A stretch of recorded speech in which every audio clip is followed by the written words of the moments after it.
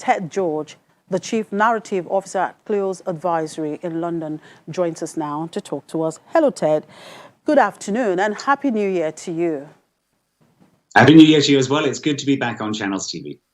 Good to have you. Well, it appears that West Africa has not been as badly affected by COVID as North America or Western Europe. Which countries in the region do you think have fared the best? Well, it's been very strange when you look at the number of COVID cases in West Africa. Over the past year, they've been generally very low, maybe a dozen or a few hundred a day. And the reality is that it doesn't appear that COVID is as infectious or as deadly as it is in Western Europe or North America. This could reflect the warmer climate, which is harder for the virus to spread. The younger population, over 60% is under the age of 25. There's also lower rates of travel between countries. A lot of people spend their lives outdoors as well. So all of this affects the transmission, but we haven't seen a dramatic rise in hospital admissions or deaths in West Africa, which is a good thing. That said, we have seen a surge in infections recently, particularly in South Africa, and even in Nigeria, the infections are up 25% in the last month. So there is a risk there, but the reality is the major risk coming from COVID to the region is really the economic impact, the disruption of business, of travel, because actually if there was any region which is well prepared for dealing with the pandemic, it is West Africa. Now, with the inauguration of a U.S. president, how will the Biden administration be different for West Africa than the Trump era? Well, I think there's definitely going to be a change in tone. We're going to see a much more collaborative approach, a much greater outreach from the American administration to try and repair a lot of its alliances. And we've already seen in some of the first executive orders of President Biden that the US will be joining the COVAX plan, which aims to get more vaccines to developing markets like Africa as soon as possible.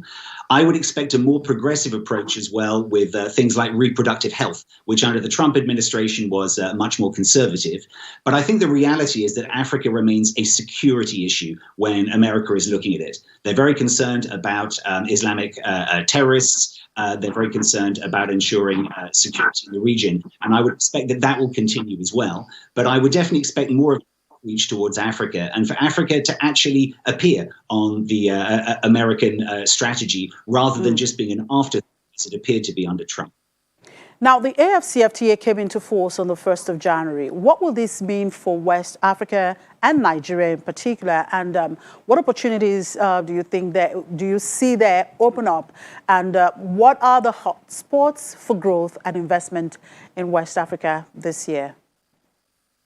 Well, I think the AfCFTA is a huge opportunity for all of West Africa. It is going to challenge the incumbents. There's no doubt about it.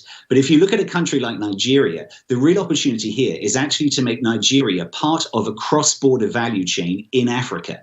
Up to now, it's mostly been Nigeria importing goods and re-exporting them. Now there's an opportunity to have semi-processed goods manufactured in Nigeria and then finished off in other African countries. This could be consumer goods, clothing, shoes, food products as well. It's a chance to think differently for Nigeria, but it is going to be a challenge. But when we look at this year for 2021, I think there's no doubt that there's going to be a rebound in countries like Nigeria. We've seen a recovery in the oil price, even though it weakened a bit today. And I think also countries like Ghana and Cote d'Ivoire, which actually managed to grow during COVID, we should see a very strong rebound next year. Ted, it's always a pleasure having you on the program. Please come again. Stay safe and be well. Thank you.